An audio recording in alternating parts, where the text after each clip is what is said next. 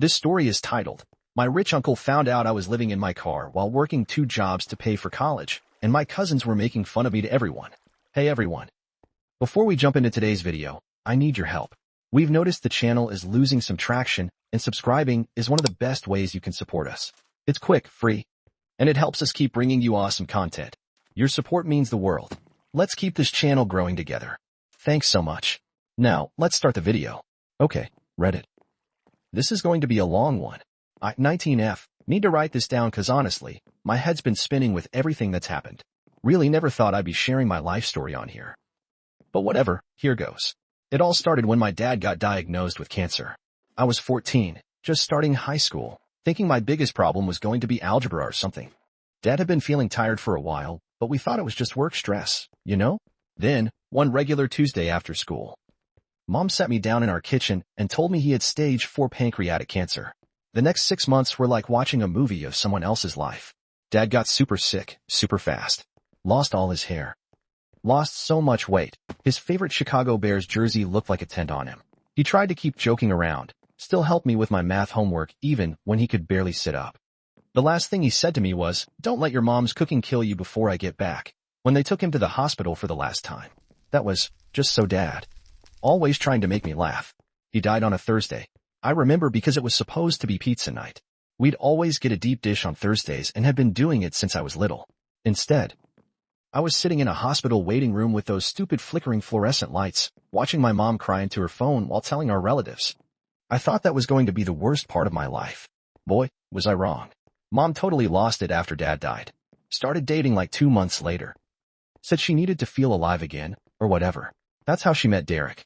Rich guy, real estate developer type. He started coming around all the time, bringing Mom fancy gifts. Taking her on weekend trips. I tried to be happy for her. I really did. Dad wouldn't want her to be sad forever, right? But then she married Derek. Less than a year after Dad died. Didn't even tell me they were engaged. I found out when she told me to try on a junior bridesmaid dress she'd already bought. The wedding was at some fancy country club in Newport Beach.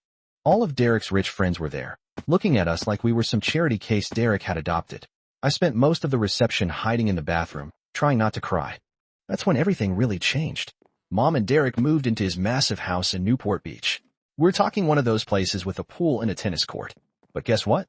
There wasn't room for me. Mom said I'd be more comfortable living with Dad's sister, Aunt Lisa, in Chicago. More comfortable for who, Mom? So I got shipped off to Chicago like some package nobody wanted. Aunt Lisa lives in this huge house in Lincoln Park with Uncle Marcus and my cousins, Michael, 17M, and Rebecca, 18F.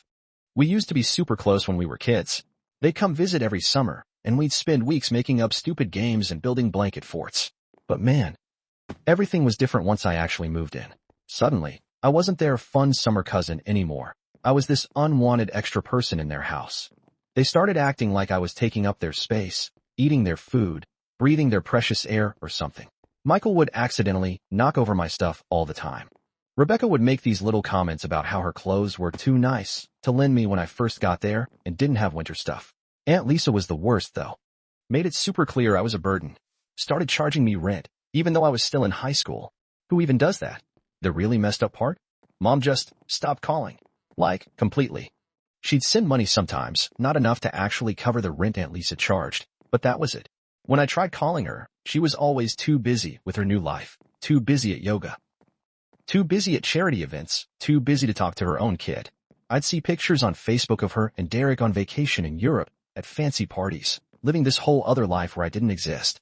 She even archived all our old family photos, the ones with Dad and me, said they didn't match her new profile aesthetic. Like I was just some old furniture that didn't go with her new decor. I started having these dreams where I was back in our old kitchen, where everything was normal. Now I would wake up crying in this weird bedroom at Aunt Lisa's house. Staring at these fancy wallpapers that cost more than my whole wardrobe, feeling like I'd lost both parents instead of just one. So, after that first month at Aunt Lisa's, she hits me with this rent increase because of property taxes or whatever. I'm like, I'm 15, but okay, guess I need a job. That's when my cousin Rebecca oh so helpfully tells me about this 24-hour laundromat that's hiring in what she calls the sketchy part of Chicago. It's this rundown building wedged between a closed-down dollar store and this super SUS phone repair shop that I'm pretty sure never actually repairs any phones. The owner, this old guy named Jerry, takes one look at me and goes, "You're way too young to work midnight shift." But then I told him I could start that night and wouldn't complain about the pay. And suddenly my age wasn't such a big deal anymore. So my life became this crazy schedule that honestly still gives me anxiety thinking about it. Midnight to 6 a.m. at the laundromat, where I had to deal with the weirdest people you can imagine. The worst part wasn't even the weird customers. It was how cold that place got. The heating barely worked. And Chicago winters are no joke. I'd wear like 3 hoodies just to survive my shift. Never put that in the job description, did they? But one job wasn't enough to cover Aunt Lisa's rent plus basic stuff like, food and school supplies. So I also started working at this gas station called Quick Stop from 4 p.m. to 10:00 p.m. This is where my dear cousins decided to make my life extra fun. See, Quick Stop was right by their fancy private school, where tuition probably cost more than I made in a year. Michael and his friends thought it was hilarious to come in during my shifts and just trash the place. They'd knock over the chip displays I just organized, spill their Slurpees accidentally. Of course, all over the floor, leave open bags of beef jerky everywhere. Rebecca was worse, though. She was sneaky about it. She'd come in with her cheerleader friends. And they'd do this thing where they'd talk super loud about me, like I wasn't there. Oh my God, can you imagine having to work here? Like, I'd literally die. Or, ew, look at her uniform. It's so polyester. Then they'd take these awful pictures of me trying to clean up their messes and post them on their social media. The school stuff got bad too. I was going to the public high school nearby, and somehow Rebecca made sure everyone there knew about my jobs. People started leaving quarters on my desk for laundry. Someone stuck a name tag on my locker that said washer girl. Real creative, guys, thanks. I was basically sleeping through all my classes. 'Cause who can stay awake when you're working from midnight to 6 a.m., trying to do homework from 7 a.m. to 2 p.m., then working again from 4 p.m. to 10 p.m.? My grades started dropping. Teachers kept asking if everything was okay at home. I just told them I was adjusting to the move. The only good thing about the laundromat job was this homeless guy named Pete who'd come in most nights. He wasn't like the other weird customers. He showed me how to fix the quarter machine when it got stuck and taught me which customers were okay to let slide when they were a quarter short. One night, Pete tells me, "Kid, you're living life on expert mode right now." Made me laugh for the first time in weeks. He disappeared when winter hit bad. I still worry about what happened to him sometimes. Uncle Marcus owned the building, but I never saw him there. He had this property management company handle everything. Sometimes I'd see these fancy cars drive by real slow late at night. Later found out he'd send people to check on the place. Guess he was watching me more than I knew. Meanwhile, Mom's sending these random texts like, "Hope you're doing well," but never actually picking up when I called her. Her Instagram was full of pictures from yacht parties and charity galas. Must be nice having so much time for charity when your own kid's working 2 jobs to survive. Aunt Lisa kept finding reasons to raise the rent. Utilities went up. HOA fees increased. Your room is prime real estate. Like, yeah, I'm sure that converted storage room in the basement with the weird mushrooms growing in the corner is really prime Chicago real estate. I started hiding cash in this old teddy bear Dad gave me before he died. Had this whole plan that once I saved enough, I'd get my own place. But every time I got close to a decent amount, something would come up. School fees, winter boots, when my old ones fell apart. That time Michael accidentally backed his car into mine and I had to pay for repairs myself. But the final straw came one day when I came home from my gas station shift and found my room completely torn apart. The bear was ripped open, stuffing everywhere, and guess what? All my savings gone. Rebecca swore she was just cleaning and had no idea about any money. Yeah, right? That same week. Aunt Lisa comes down to my basement room and tells me rent's going up again. Not just a little, we're talking double. Said something about property values in the area increasing. I did the math and realized even with both jobs, I couldn't afford it anymore. But here's the thing. I've been taking classes at this community college nearby. Nothing fancy. Just basic requirements. Trying to get ahead while still in high school. The counselor there said I could maybe get financial aid if I took more classes. That meant I had to make a choice. Keep paying Aunt Lisa's crazy rent or try to get an education. So I picked education. Didn't really have a plan. Just knew I couldn't stay there anymore. Packed up what I could fit in my Toyota. The car had these weird rust spots all over it, and the heat only worked if you kicked the dashboard in exactly the right spot. But it was mine. First night sleeping in that car was actually kind of peaceful. Parked behind the laundromat. Used my work keys to sneak in and use the bathroom. Had this whole setup. Reclined the driver's seat all the way back. Used my work backpack as a pillow. Layered like 5 blankets I'd borrowed from the lost and found box. Thought to myself, this isn't so bad. Then winter hit. Real Chicago winter. The kind where your spit freezes before it hits the ground. My car's battery started dying because of the cold, so I couldn't run the heat much. The hardest part wasn't even the cold or the lack of sleep. It was trying to look normal at school. Like, try explaining to your chemistry teacher why your homework's all wrinkled and smells like laundry detergent, or why you're wearing the same 3 outfits over and over. The school counselor kept trying to talk to me, but what was I going to say? Oh yeah, I live in my car, but don't worry, it's parked in a really nice alley. Then my dear cousin Michael decided to play detective. Guess he got suspicious about why I wasn't around the house anymore. Followed me one night after my laundromat shift. Next day, their TikTok had this whole video series called My Homeless Cousin, a documentary. They filmed everything, my frost-covered windows, me trying to study using the light from the laundromat sign, even caught me changing clothes in the backseat once. The videos went viral in their rich kid circle. People started driving by the laundromat at night, honking their horns, throwing stuff at my car. The cops started coming around more, too. Every couple of nights, there'd be a knock on my window. Can't sleep here, miss. So I'd drive around until they left, then come back. Spend a lot of nights just driving in circles, watching my gas gauge get lower and lower. Praying I'd have enough to get to work the next day. You know what's weird, though? I started noticing this black SUV parked across the street some nights. Always in a different spot. But always there. Tinted windows, engine running. First thought it was cops, or maybe some creep. But they never bothered me. Just sat there, like they were, watching.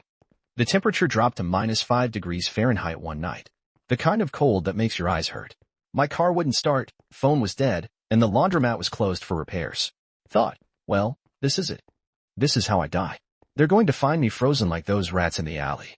Wrapped myself in every piece of clothing I owned and tried to think warm thoughts.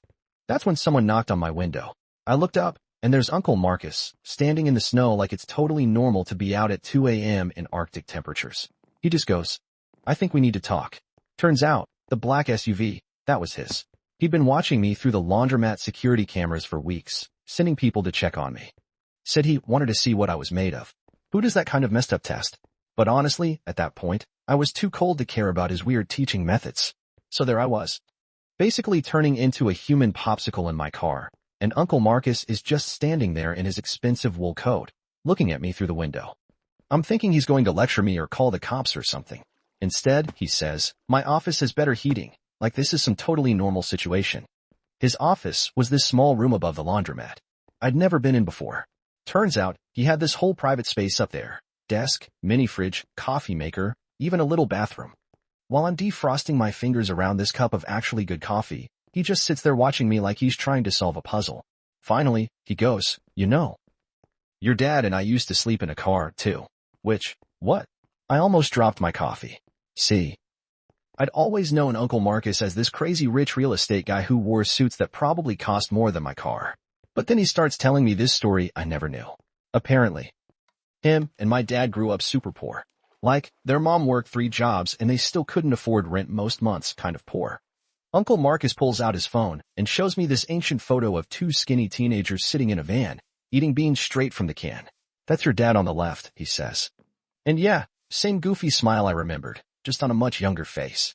The whole time he's telling me this story, I'm sitting there trying to process it.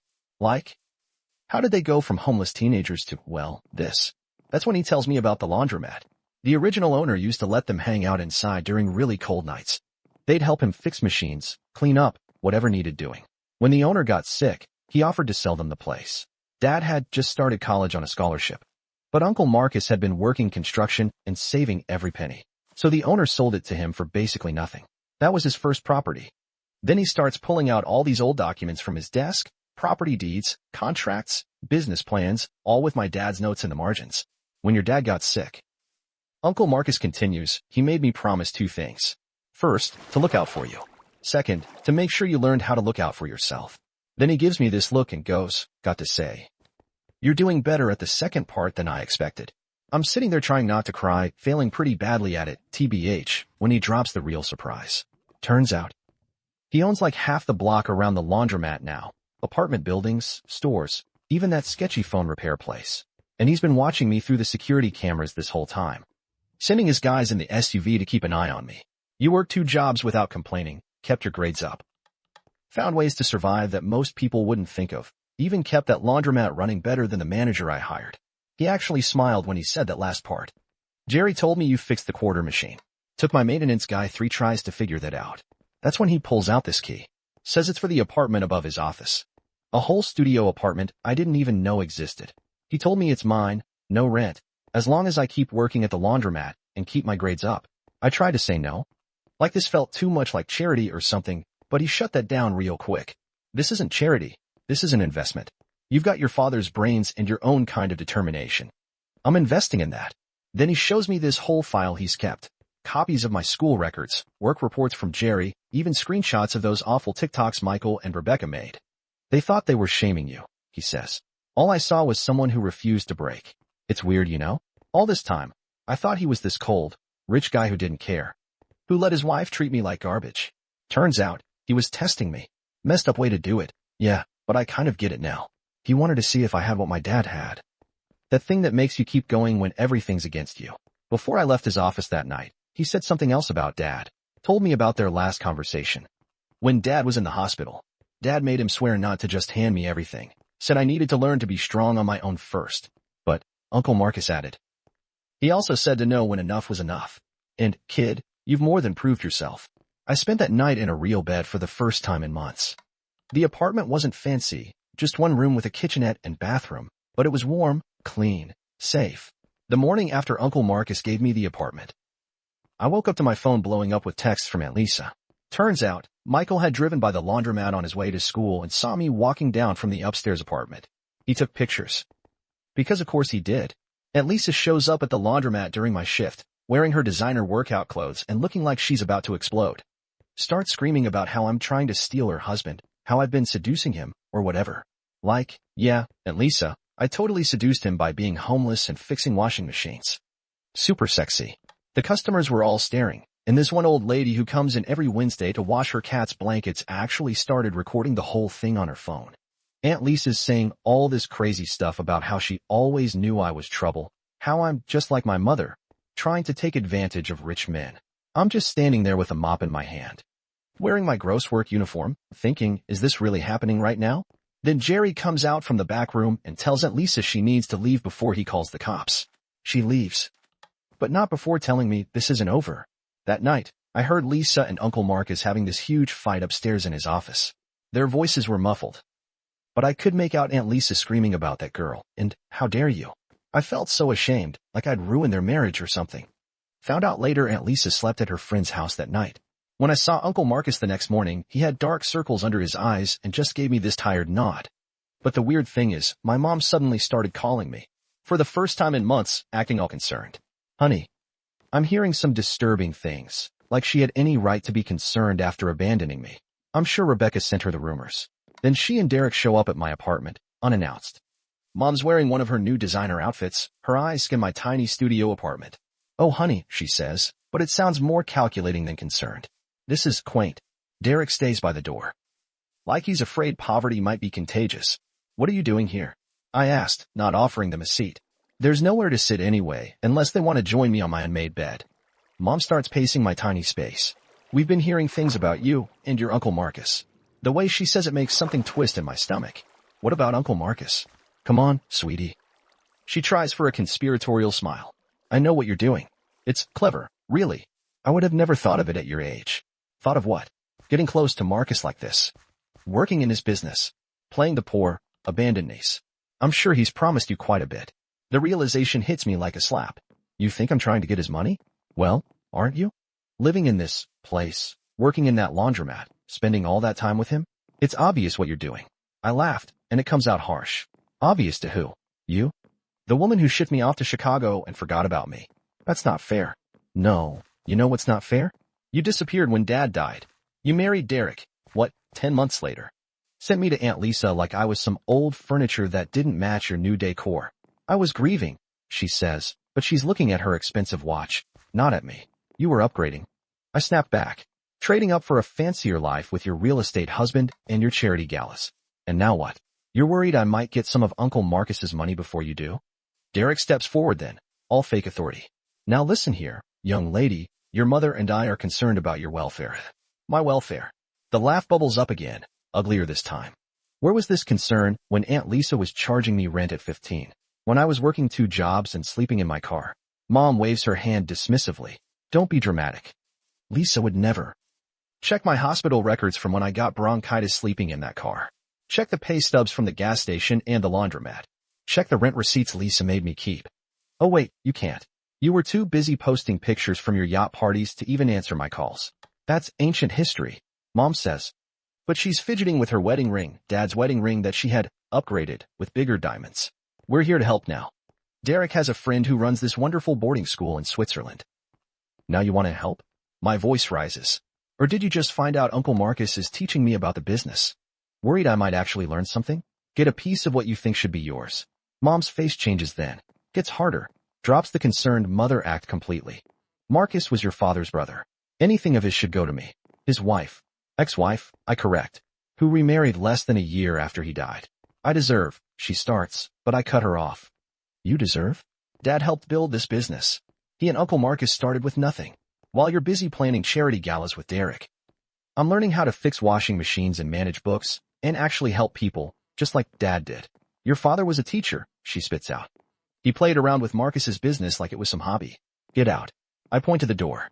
Go back to your perfect life with your perfect husband. Go plan another charity gala. Go archive some more family photos because they don't match your aesthetic. Just get out of my apartment. Derek tries one more time. Now see here. No, you see here. I'm surprised by how steady my voice is now. I know exactly why you're both here. You heard I was working with Uncle Marcus and got scared. Scared I might actually earn something you think should be yours. But here's the thing. I'm not you. I'm not here for anyone's money. I'm here because Uncle Marcus gave me a chance when you threw me away. Mom's face goes red. How dare you? How dare I? How dare you come here pretending to care about my welfare when all you care about is your bank account? I walk to the door and open it. By the way, Mom, that pantsuit makes you look desperate. They leave, Mom muttering something about ingratitude, and Derek already on his phone. I close the door and slide down against it, shaking. Through the thin walls, I hear Mom's voice. I told you this would happen. That little gold digger is going to try to take everything. So after the whole drama with Mom and Derek showing up, things got weirdly quiet for like a week. I was at work one night when Michael came running into the laundromat. He looked scared. Turns out, he was using Aunt Lisa's iPad when a message popped up from someone saved as D that just said, "Everything's ready for next week, Lisa baby. We're finally going to be free." Michael, being the nosy kid he is, opened the messages. Guess Aunt Lisa never logged out of her accounts on that iPad. Y'all, the D was Derek. As in, my stepdad Derek. As in, my mom's husband Derek. They'd been texting for months. Michael found all these emails, too. Plans for them to take a bunch of money from Uncle Marcus's business and run away together. They'd been planning it for almost a year. Every time Aunt Lisa raised my rent. That money went straight into some secret account. Michael showed up because he didn't know what to do. For the first time in his life. This kid who'd made fun of me being poor was realizing his mom was about to steal everything and leave him behind. I called Uncle Marcus. Not going to lie. Part of me wanted to just let everything blow up after how they treated me. Would have been some nice karma. Uncle Marcus came down to the laundromat right away. Michael was still shaking when he showed Uncle Marcus all the messages. I've never seen Uncle Marcus look so blank. Like his face just shut down. He made some calls. Turns out, his lawyer had been suspicious about some business accounts for a while. The numbers weren't adding up, but Aunt Lisa handled all the paperwork. Uncle Marcus trusted her with everything. So nobody looked too close. The lawyer looked through every account, every transaction. Know how much they were planning to steal? $4.3 million. They'd already moved almost $1 million to offshore accounts. All those times Aunt Lisa complained about property taxes and utility bills, she was stealing that money, too. But the real blow? Some of that money came from Michael and Rebecca's college funds. Their own mom was stealing their future to run away with my stepdad. Uncle Marcus had this whole team of lawyers and accountants come in. They found all these fake companies Aunt Lisa had set up. She'd write checks to these companies for maintenance or supplies. But the money just went in more secret accounts. While all this was happening, Aunt Lisa was acting totally normal. Still posting her workout selfies on Instagram, still running her PDA meetings. Still pretending to be this perfect mom. Derek was the same. Taking my mom to charity events, buying her expensive stuff, playing the devoted husband. The lawyers said we needed to wait. Get more evidence before confronting them. But Rebecca found everything on the iPad, too. She came to my apartment one night, mascara all over her face from crying, asking if she could stay with me. First time in her life she didn't have a perfect place to sleep. It was weird having her there. This girl who'd made fun of me for being homeless was now basically homeless herself. She couldn't stand being in the same house as Aunt Lisa after learning everything. She slept on my tiny futon, used my cheap shampoo, wore my Target clothes, kept saying sorry for how she treated me. But honestly, watching her realize money doesn't make you a good person was enough. Uncle Marcus had his IT guys tracking all the accounts, watching every transaction. The plan was to catch them right before they tried to run. But Aunt Lisa must have figured out something was up, because she started moving money faster. The next morning was Michael's 18th birthday party. Aunt Lisa had planned this huge thing at their house, hired a DJ, catering, even got some mini golf set up in the backyard. She was acting extra nice to everyone, probably because she thought it was her last weekend there. Uncle Marcus decided that was when we confront them. Have all the evidence ready, get everybody in one place. I remember Rebecca asking if we should warn my mom first, but Uncle Marcus said no. We needed to see her genuine reaction to know if she was involved. The morning of Michael's birthday party was weird. Like, super weird. Aunt Lisa's running around arranging centerpieces and checking the catering while literally planning to disappear with my stepdad the next day. Rebecca and I were helping set up, both knowing everything was about to explode, trying to act normal. Michael looked like he was going to throw up every time his mom hugged him. Uncle Marcus had this whole plan. His lawyer would show up, unexpectedly, with some urgent paperwork during the party. They'd gather everyone in the living room, and then drop all the evidence. The FBI was actually waiting nearby. Yeah, actual FBI agents. Because apparently stealing millions from legitimate businesses while planning to flee the country is kind of their thing. My mom showed up early, all excited about the party. She hadn't talked to me since the whole Switzerland boarding school thing, but she was acting like everything was fine. Derek came in behind her, carrying this huge wrapped present. Found out later it was some fancy gaming system. Guess he was trying to buy Michael's silence or something. The party started at 2 p.m. All these rich kids from Michael's school showing up in BMWs and Mercedes their parents bought them. The DJ's playing music, people are swimming in the pool. Everything looks completely normal. Except Rebecca, Michael, and I are just watching Aunt Lisa and Derek, who keep checking their phones and whispering to each other. Around 4 p.m., the lawyer showed up. He's carrying this thick folder and looking super serious. Aunt Lisa's face when she saw him. I wish I had a picture. She knew. They gathered everyone in the living room. Some of Michael's friends tried to stay, but Uncle Marcus was like, family only, in this voice that made them leave real quick. My mom was complaining about interrupting the party. But then the lawyer started laying out documents on the coffee table. Bank statements, emails, transfer records. Pictures of Aunt Lisa and Derek together, from some private investigator. With each paper he put down, the room got quieter. Then he played a recording. Aunt Lisa and Derek talking about their plans, laughing about how stupid everyone was for not noticing. My mom stopped breathing when she heard Derek's voice. Just straight up froze. Aunt Lisa tried to say the recording was fake. But then Uncle Marcus pulled out her iPad, the one Michael found the messages on, and started reading their texts out loud. Y'all, the screaming that happened next. Mom launched herself at Derek. Started hitting him with her purse, which had like a million metal things in it. By the way, Aunt Lisa tried to run for the door, but the FBI guys were already there. Some agent lady just goes, Lisa Anderson, you're under arrest for wire fraud and embezzlement. They took them both away in handcuffs. Derek kept yelling about how he'd had a good explanation. Aunt Lisa was crying about how we'd ruined her life.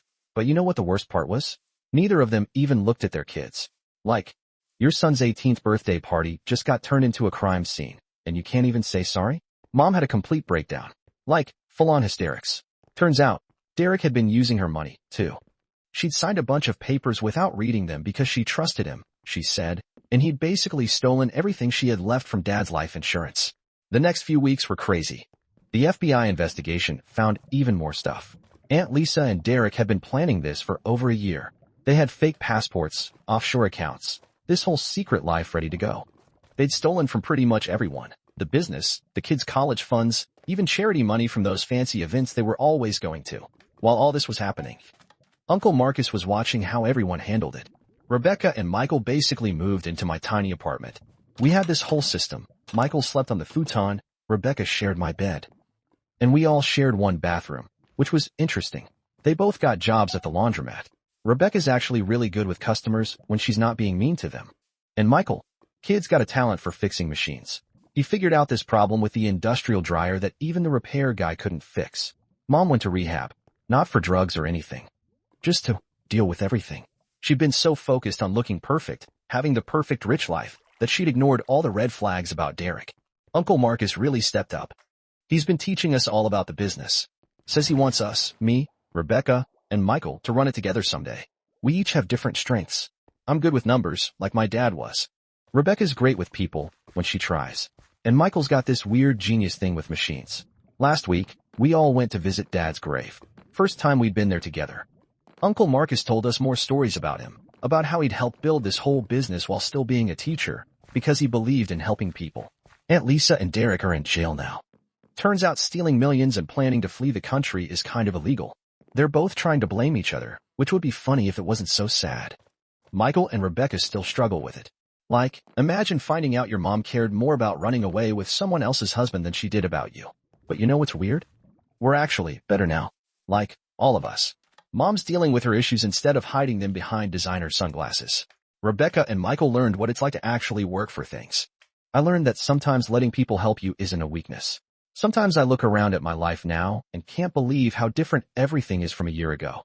Like, I'm sitting here in the laundromat office, my office now, I manage the place, and it hits me. Although I lost my family, I'm doing much better now. TLDR.